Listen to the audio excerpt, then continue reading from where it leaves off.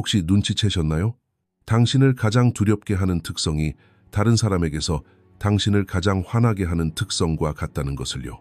억누르는 감정, 도망치고 싶은 모습, 외면하는 진실. 칼 융은 이렇게 말했습니다. 무의식 속에 남겨둔 것은 운명으로 돌아온다. 다시 말해 당신이 도망치는 것은 당신을 변화시킵니다. 하지만 그것에 맞설 때 당신은 변화합니다. 사람들은 보통 두려움의 근원을 자신 밖에서 찾습니다. 삶 속에서, 사람들 속에서, 사건 속에서, 한 번의 눈길, 한마디 말, 거절 속에서, 자신이 통제할 수 없는 상황 속에서, 자신에게 일어나는 일 속에서. 이렇게 하면 내면의 두려움을 외면하기가 더 쉽습니다. 외부를 탓하는 것이 내면을 들여다보는 것보다 덜 고통스럽기 때문입니다. 하지만 칼 융에 따르면 진짜 문제는 이것입니다. 사람들은 자신이 도망치고 있는 것이 외부 세계에 있다고 생각하지만 두려움의 진짜 근원은 내면 세계라는 것입니다. 억눌린 감정, 거부당한 특성, 인정받고 싶지 않은 모습, 이 모든 것이 사람 안에 존재합니다. 그리고 사람이 이 사실을 깨닫지 못하는 한 자신이 도망치고 있다고 생각하는 것이 은밀하게 자신을 지배하게 됩니다. 자, 이제 솔직하게 자신을 돌아보세요. 무엇이 당신을 가장 괴롭히나요? 당신은 어떤 감정을 피하려고 애쓰고 있나요?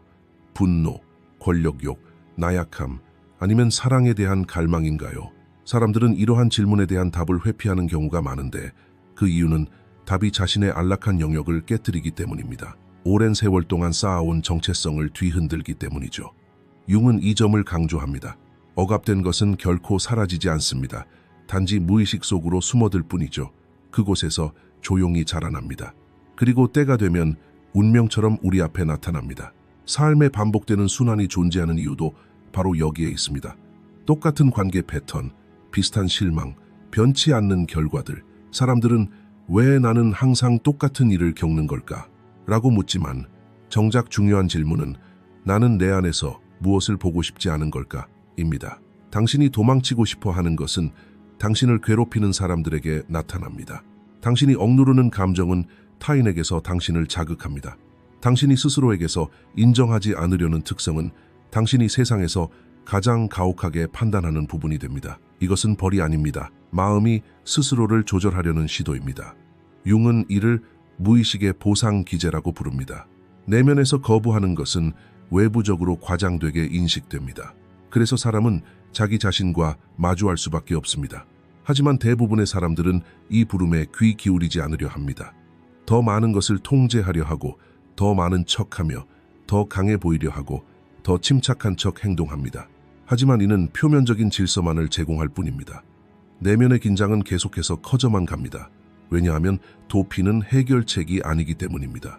도피는 단지 미뤄진 심판일 뿐입니다. 여기서 잠시 멈추고 말해야 할 것이 있습니다. 이 내용은 모든 사람을 위한 것은 아닙니다. 여기까지 들으신 분들은 이미 자신의 내면 세계와 연결될 준비가 되어 있는 분들입니다. 만약 이러한 내용에 공감하고 이 여정을 더 깊이 탐구하고 싶다면 채널 구독을 고려해보세요.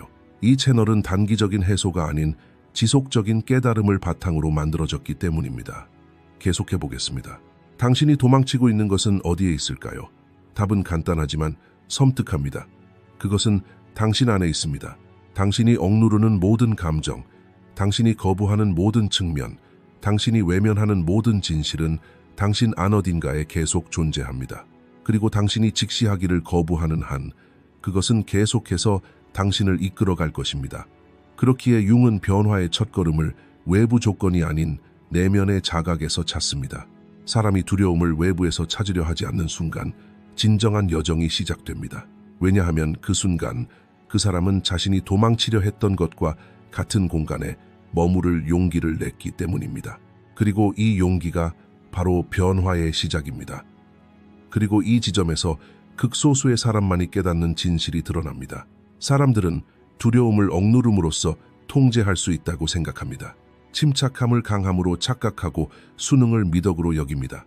내면의 목소리를 침묵시킴으로써 성숙해진다고 믿습니다. 하지만 억눌린 모든 것은 결국 다른 형태로 되돌아옵니다. 몸의 긴장으로, 삶의 목적 상실로, 관계에서의 피로로 말입니다. 이유를 알 수 없지만 끊임없이 피곤함을 느낍니다. 항상 불완전함을 느낍니다. 살고 싶어 하는 자사람들은 스스로에게 이야기를 들려줍니다. 자신이 누구인지, 어떤 사람인지, 그리고 결코 어떤 사람이 되지 않을지를 묘사합니다. 이 이야기는 대개 깔끔하고 도덕적이며 통제되어 있고 용납될 만한 것입니다. 사회, 가족, 그리고 주변 환경으로부터 인정받을 수 있는 자아를 만들어내는 것입니다. 그리고 결국 이 자아를 이것이 바로 나야라고 받아들이게 됩니다. 하지만 칼융에 따르면 진짜 문제는 바로 여기서 시작됩니다. 왜냐하면 사람이 스스로에게 들려주는 이야기는 진실의 전부를 담고 있지 않기 때문입니다. 이야기에서 빠진 부분이 있습니다. 융은 이 부분을 그림자라고 부릅니다. 그림자는 자신이 되고 싶지 않은 모습입니다. 질투, 분노, 권력욕, 이기심, 통제욕, 약함에 대한 두려움 등 스스로 받아들일 수 없는 감정, 생각, 성향의 총합입니다. 이러한 것들은 인간 본성에 내재되어 있습니다. 하지만 이러한 것들을 받아들이지 못하면 억압됩니다. 그리고 억압된 모든 것은 무의식 속으로 밀려 들어갑니다. 그림자 자체는 나쁜 것이 아닙니다. 위험한 것은 그림자를 부정하는 것입니다. 나는 그런 사람이 아니야 라고 말할수록, 자신의 그런 면을 무시할수록 그림자는 독립적인 힘처럼 작용하기 시작합니다. 그림자는 미묘하게 결정에 영향을 미치고 반응을 조종하며 관계에서 반복되는 문제의 원인이 됩니다. 때때로 사람들은 왜 자신이 그렇게 격렬하게 반응하는지 이해하지 못합니다. 때로는 왜 작은 말 한마디가 자신을 그토록 흔들어 놓는지 알 수 없습니다.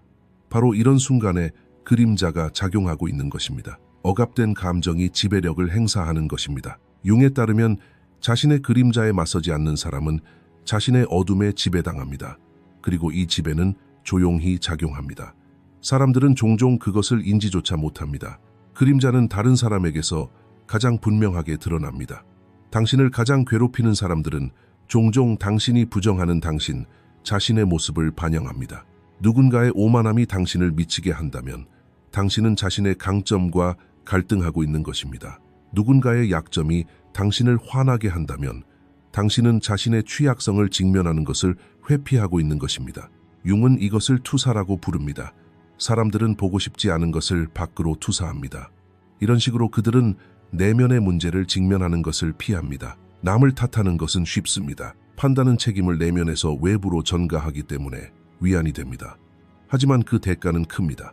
사람들은 자기 자신을 알 기회를 잃습니다. 그림자에 대한 가장 큰 오해는 바로 이것입니다. 사람들은 그림자를 없애고 싶어 합니다. 더 나은 사람이 되려고 애씁니다. 더 차분하고 더 이해심 많고 더 강해 보이려고 노력합니다. 하지만 융에 따르면 변화는 억압이 아니라 인식을 통해 일어납니다. 그림자와 마주한다는 것은 그림자의 포로가 되는 것이 아닙니다. 오히려 그림자를 의식의 영역으로 끌어올리는 것입니다. 사람은 자신이 아는 것만 관리할 수 있습니다. 모르는 것에 의해 관리됩니다. 그렇기 때문에 그림자와 마주하는 데는 용기가 필요합니다. 이 대면은 오랫동안 지켜온 정체성을 뒤흔들기 때문입니다. 나는 그런 사람이 아니야 라는 말 뒤에 숨을 수 없게 만듭니다. 대부분의 사람들은 이 지점에서 물러섭니다. 그림자와의 접촉이 불편하기 때문입니다. 스스로에게 결함이 있음을 깨닫고 모순을 느낍니다. 자신이 강점이라고 생각했던 것 아래에 두려움이 숨어 있음을 알게 됩니다. 좋다고 생각했던 정체성이 사실은 방어 기제였을지도 모른다는 것을 깨닫습니다. 융이 개성화라고 부르는 과정이 바로 여기서 시작됩니다. 개성화는 이상적인 자아에 도달하는 것이 아닙니다. 개성화는 부분들을 거부하지 않고 온전해지는 것입니다. 사람이 자신의 그림자를 받아들인다고 해서 부도덕해지는 것이 아닙니다. 오히려 더 정직하고 더 진실하며 더 균형 잡힌 사람이 됩니다. 내면에 억압된 에너지가 더 이상 존재하지 않기 때문입니다. 분명히 말해야 할 것은 자신의 그림자와 마주하지 않는 사람은 끊임없이 역할을 연기한다는 것입니다. 끊임없이 자신을 증명하려 하고 강해 보이려 애씁니다. 내면에 억압된 부분이 약점을 통해 새어나오려 하기 때문입니다. 이러한 누출을 막기 위해 사람들은 더 강한 가면을 쓰고 더 두꺼운 페르소나를 만들어냅니다. 하지만 이것은 또한 매우 지치는 일입니다. 시간이 지나면서 소진이 찾아오고 삶은 더욱 무거워집니다. 융에 따르면 현대인의 피로의 근원은 이러한 내면의 분열에 있습니다. 사람들은 자기 자신과 전쟁을 벌이고 있는 것입니다. 그러나 자신의 그림자와 마주하는 사람은 변화합니다. 덜 예민해지고 덜 방어적이게 됩니다. 두려워하는 것이 더 이상 미지의 것이 아니기 때문입니다. 미지의 것은 두려움을 불러일으키지만 알려진 것은 변화를 가져옵니다. 사람이 자신의 어둠을 볼 때 타인의 어둠 앞에서도 더 침착해집니다. 판단을 덜 하고 더 많이 관찰하게 됩니다. 이것은 우월감이 아닙니다. 내면의 균형 상태입니다. 융이 말했듯이 깨달은 의식은 어둠을 부정하는 것이 아니라 포용하는 것입니다. 그리고 이러한 의식이야말로 진정으로 사람을 자유롭게 합니다. 사람은 맨몸으로 세상에 태어나지 않습니다. 시간이 흐르면서 배우게 되죠. 어떻게 행동해야 하는지, 무엇이 용납되는지, 무엇이 문제를 일으키는지 깨닫게 됩니다. 침묵이 더 안전한 때도 있고 강한 모습을 보이는 것이 효과적인 상황도 있습니다. 순응하는 것이 처벌을 피하는 방법인 경우도 있죠. 그리고 자신도 모르는 사이에 가면을 만들어냅니다. 칼 융은 이 가면을 페르소나라고 부릅니다. 페르소나는 우리와 사회를 연결하는 인터페이스입니다. 세상에 보여주는 얼굴이죠. 직장에서 쓰는 얼굴, 가족 안에서 맡은 역할, 인간관계에서 보여주는 태도 등이 모두 페르소나입니다.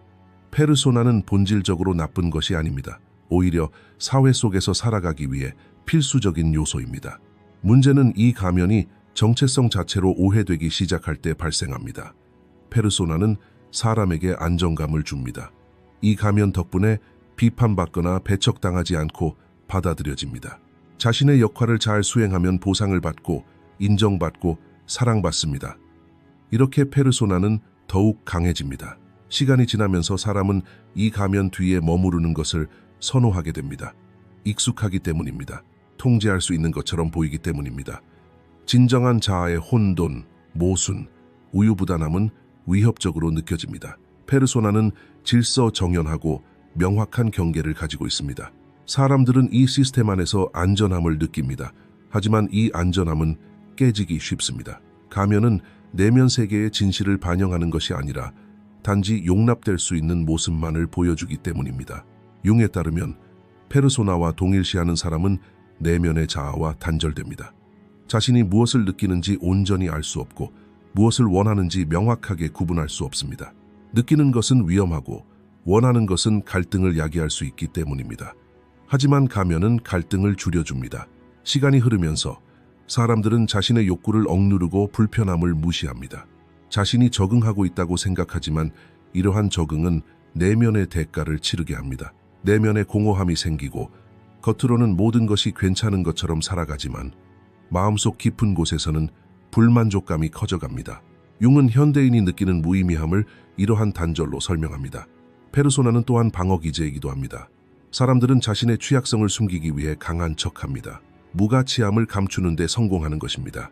그들은 자신의 부족함에 대한 두려움을 억누르기 위해 완벽주의자처럼 행동합니다. 겉으로는 모든 것이 통제되고 있는 것처럼 보입니다. 하지만 속으로는 끊임없이 경계하고 있습니다. 가면이 벗겨지지 않도록 스스로를 감시하고 말 한마디 한마디를 신중하게 고르고 반응을 억제합니다. 이는 엄청난 에너지를 소모합니다. 융에 따르면 이러한 끊임없는 역할극이 소진의 원인 중 하나입니다. 사람들은 자신이 아닌 다른 모습을 유지하려고 했습니다. 페르소나를 가지고 사는 또 다른 결과는 감정적 무감각입니다. 감정은 가면 안에 담아둘 수 없기 때문에 사람들은 감정에서 멀어집니다. 분노, 슬픔, 질투, 취약함, 이 모든 것은 적절하지 않습니다. 따라서 감정은 억압됩니다. 사람들은 자신이 현명한 결정을 내리고 있다고 생각하지만 본능을 잃어버립니다. 삶은 기계적으로 변합니다. 융은 이를 정신적 빈곤이라고 설명합니다. 사람들은 옳은 일을 하지만 살아있음을 느끼지 못합니다. 성공하지만 평화롭지 못합니다. 페르소나가 삶을 규제할 뿐 삶을 심화시키지 못하기 때문입니다. 여기서 중요한 점이 있습니다. 페르소나를 버릴 필요는 없습니다. 융은 가면 없는 삶을 주장한 것이 아닙니다. 진정한 문제는 가면을 의식적으로 사용하는 데 있습니다. 자신의 페르소나를 인식하는 사람은 그 가면의 포로가 아닙니다. 자신이 역할을 연기하고 있다는 것을 알고 필요할 때는 역할에서 벗어나고 필요할 때는 경계를 설정합니다. 하지만 자신의 페르소나와 자신을 동일시하는 사람은 가면이 벗겨지는 것을 두려워합니다. 비판, 거절, 사랑받지 못하는 것을 두려워합니다. 이러한 두려움은 내면을 위축시킵니다. 변화의 가능성은 여기서 멈춥니다. 변화는 가면이 깨지는 것을 의미하기 때문입니다.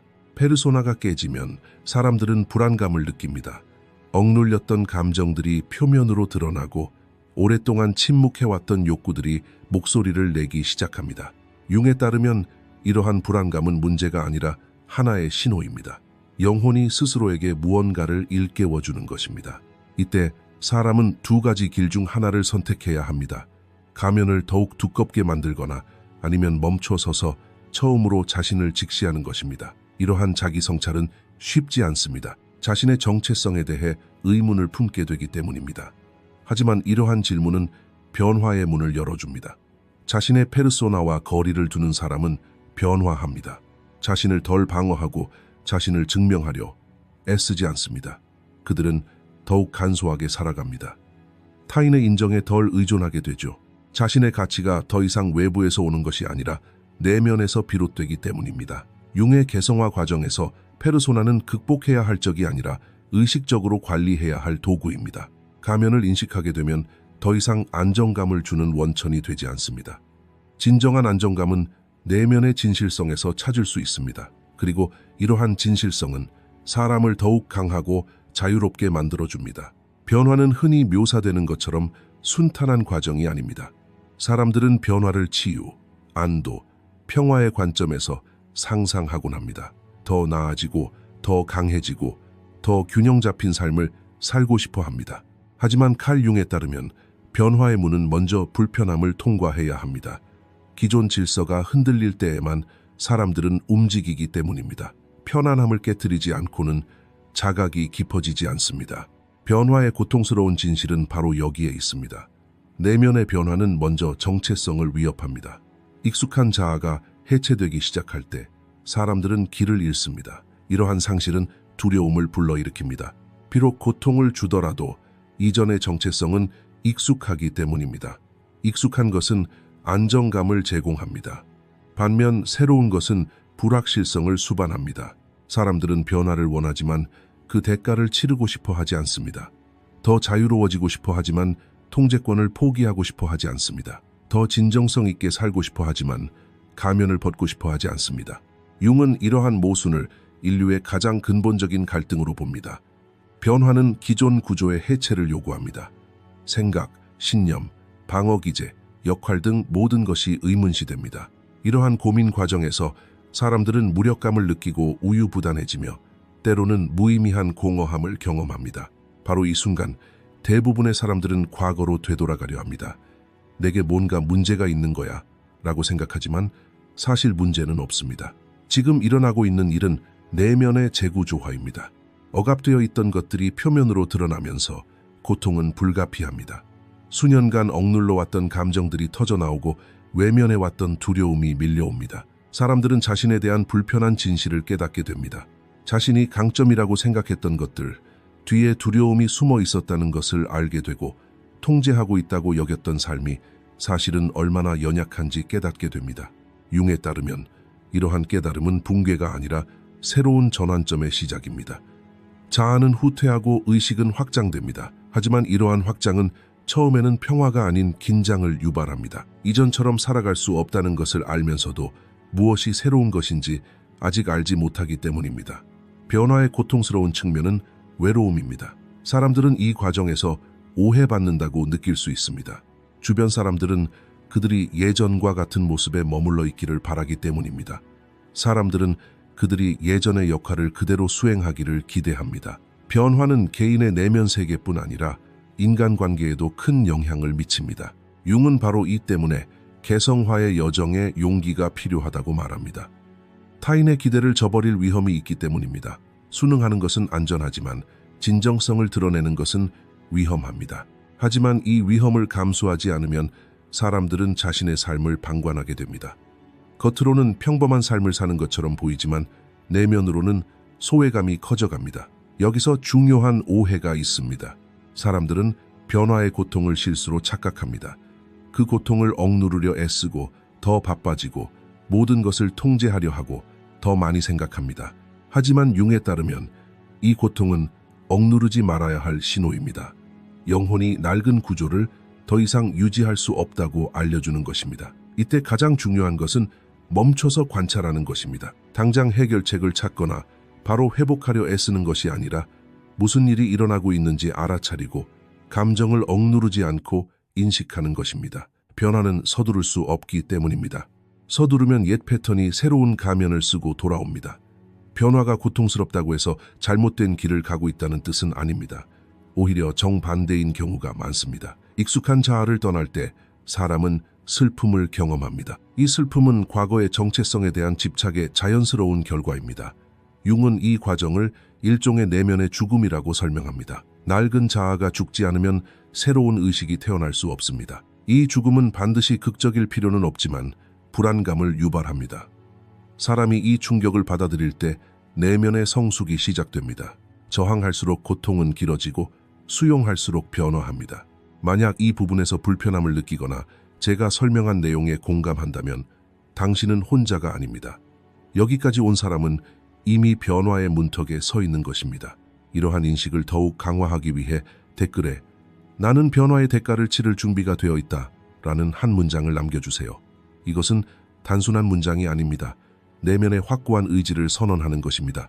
변화의 고통스러운 진실은 바로 이것입니다.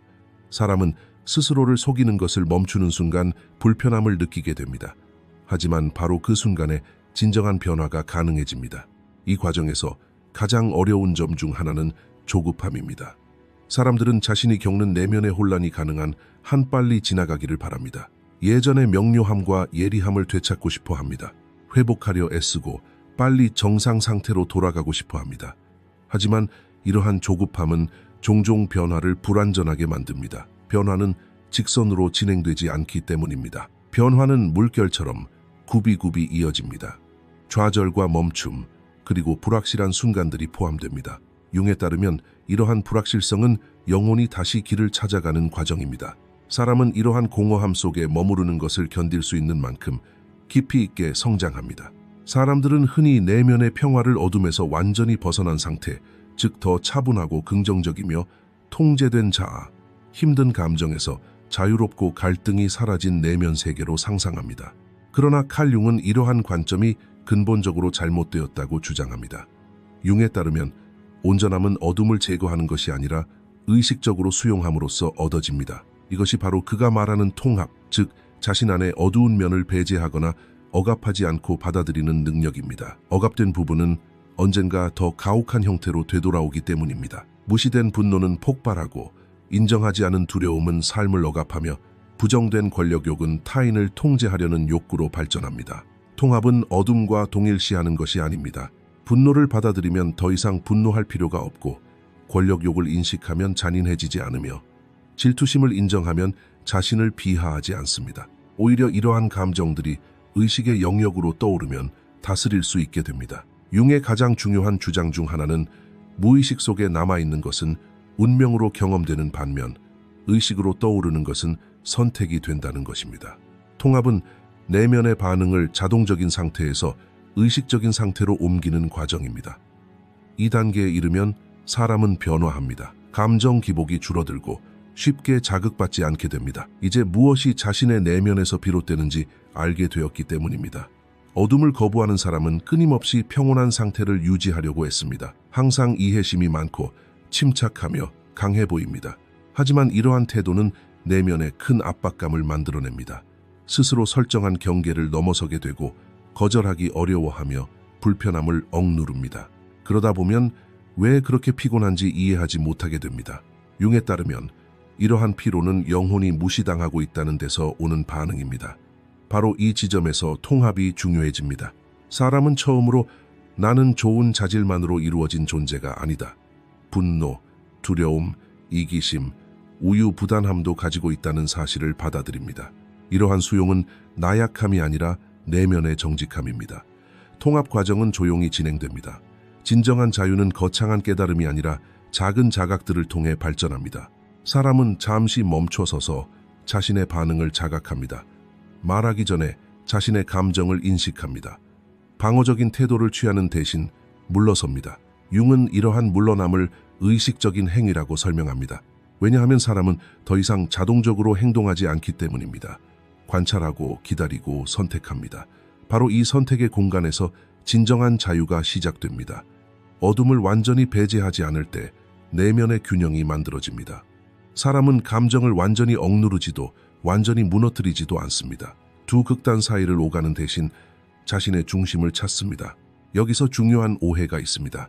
사람들은 통합을 모든 감정을 외적으로 표현하는 것으로 생각할 수 있습니다. 모든 것을 말하고 모든 감정을 경험하고 모든 충동을 따르는 것 말입니다. 하지만 이것은 융이 설명하는 통합이 아닙니다. 통합은 의식적인 경계를 가지고 이루어집니다. 감정을 인식하지만 그것이 자동적으로 행동으로 이어지지는 않습니다. 사람은 자신의 분노를 알지만 파괴적으로 행동하지 않습니다. 두려움을 받아들이지만 도망치지 않습니다. 권력에 대한 욕망을 인식하지만 타인을 억압하지 않습니다. 이러한 성숙함에는 내면의 훈련이 필요합니다. 억압이 아니라 조절에 관한 것입니다. 통합이 진행됨에 따라 개인과 외부 세계와의 관계 또한 변화합니다. 판단을 덜하고 이상화도 줄어듭니다. 내면의 어둠을 인식하는 사람은 타인의 어둠에 직면했을 때 더욱 현실적으로 대처할 수 있기 때문입니다. 사람을 완전히 선하거나 완전히 악하다고 보지 않게 됩니다. 이러한 관점은 관계에서 큰 안도감을 줍니다. 융에 따르면 진정한 공감은 자신의 그림자를 인식하는 사람에게서만 발달합니다. 그렇지 않으면 공감은 표면적인 역할극에 그치게 됩니다. 통합이 깊어질수록 사람은 더욱 단순해집니다. 과시하려는 욕구가 줄어들고 자신을 증명하려는 욕망도 약해집니다. 억압되었던 내면의 부분이 더 이상 소리치지 않기 때문입니다. 이 과정에서 가장 중요한 성과 중 하나는 내면의 권위입니다. 사람은 외부의 인정이 아닌 자신의 내면의 나침반을 통해 무엇이 옳은지 분별하기 시작합니다. 융의 개성화 여정에서 통합은 핵심 단계입니다.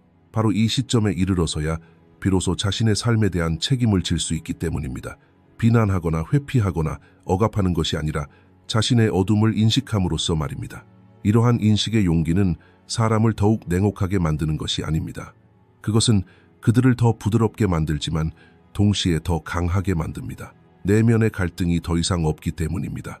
통합은 완전한 상태가 아닙니다. 단번에 이루어지는 것도 아닙니다.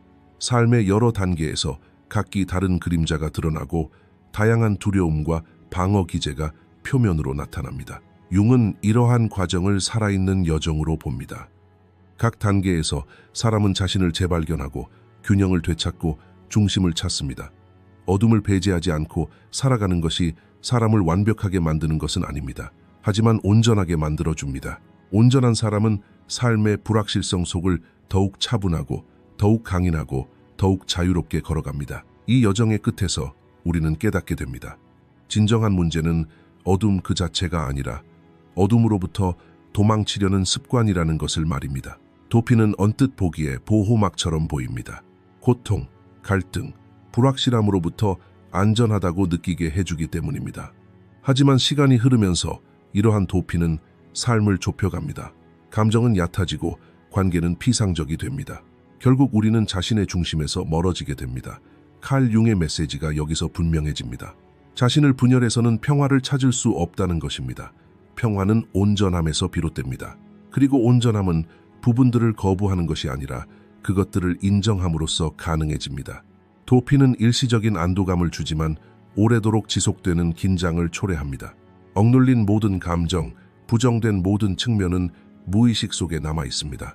겉으로는 강해 보이지만 속으로는 연약할 수 있고 겉으로는 침착하게 행동하지만 내면에는 긴장을 품고 있을 수 있으며 조화롭게 살아가지만 피로감을 느낄 수 있습니다. 그러나 온전함은 다릅니다. 온전함은 자신과 싸우지 않는 상태입니다.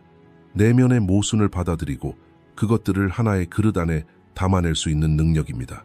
온전함이란 자신의 강점과 약점, 용기와 두려움, 평온함과 분노와 공존할 수 있는 능력입니다. 이 경지에 이른 사람은 더 이상 도피하지 않습니다. 그렇다고 모든 것에 굴복하는 것도 아닙니다. 균형이 중요합니다. 온전함은 통제되지 않은 해체가 아니라 의식적인 포용입니다. 감정을 인지하되 그 감정에 휩쓸리지 않습니다. 자신의 반응을 알아차리되 자동적으로 굴복하지 않습니다. 융이 말한 개성화는 바로 이러한 중심을 유지하는 능력입니다. 더 이상 외부 세계의 인정에 좌우되지 않고 내면의 나침반에 따라 행동합니다. 이 나침반은 완벽하지는 않지만 실제합니다.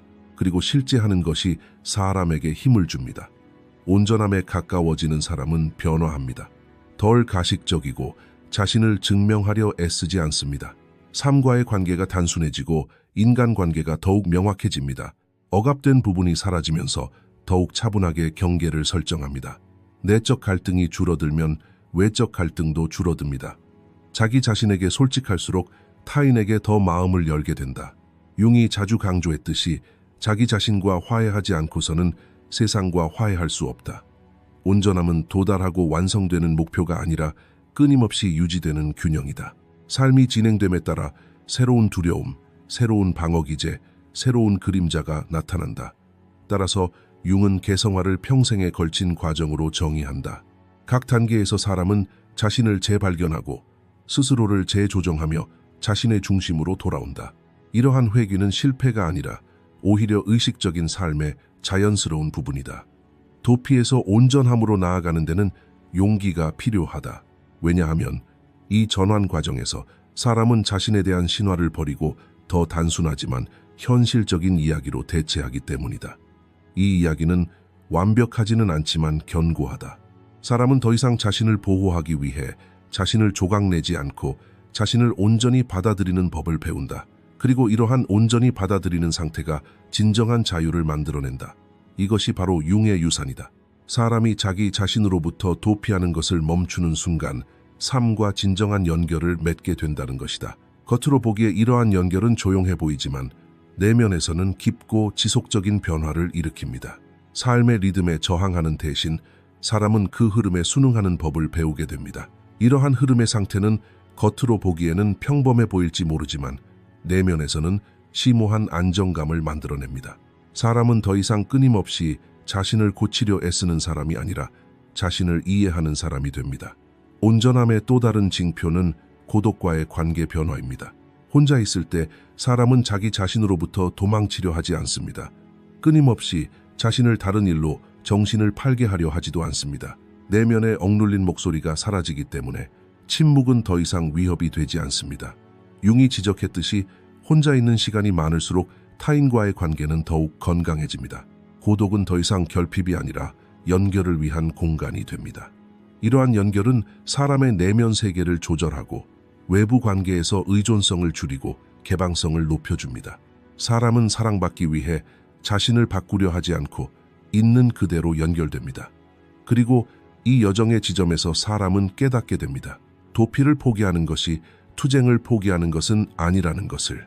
오히려 그것은 잘못된 곳에 에너지를 낭비하는 것을 멈추는 것입니다. 내면의 전쟁이 끝나면 사람의 힘은 흩어지는 것이 아니라 모입니다. 이렇게 모인 힘은 삶에 더욱 의식적으로 참여할 수 있게 해줍니다. 선택은 더욱 명확해지고 거절하는 것이 더 쉬워지며 받아들이는 것들이 더욱 의미 있게 느껴집니다. 온전함은 사람을 삶에서 단절시키는 것이 아니라 삶에 뿌리내리게 합니다. 뿌리내린 사람은 폭풍에 휩쓸리지 않습니다.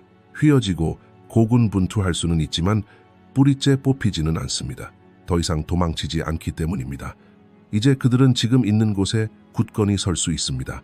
이것으로 저희 영상을 마치겠습니다. 더 많은 콘텐츠를 보시려면 저희 채널을 구독해주세요. 재정적으로 후원하고 싶으시다면 가입 버튼을 통해 멤버십에 가입하실 수 있습니다. 감사합니다. 신의 일부가 문 앞에서 기다리고 있기 때문입니다. 시간이 흐르면서 이러한 내적 압박은 그들의 결정에 영향을 미치기 시작합니다. 사람들은 원하지 않는 삶을 선택하고 자신의 한계를 넘어서는 책임을 떠맡고 자신을 지치게 하는 역할을 계속합니다. 두려워하는 것에 맞서는 것은 익숙한 정체성을 잃는 것을 의미하기 때문입니다. 익숙한 것은 안전하다. 설령 그것이 고통스럽더라도 이것이 바로 융이 그토록 강조했던 점이다. 사람들은 행복이 아닌 익숙한 것을 선택하는 경우가 많다. 그래서 변화가 늦어지고 똑같은 내적 갈등이 다른 상황에서 반복된다. 삶이 보내는 신호를 무시함으로써 내면의 진실을 외면하기 때문이다. 하지만 피할 수 없는 사실은 이것이다. 내면의 진실은 억눌린다고 해서 침묵하는 것이 아니다.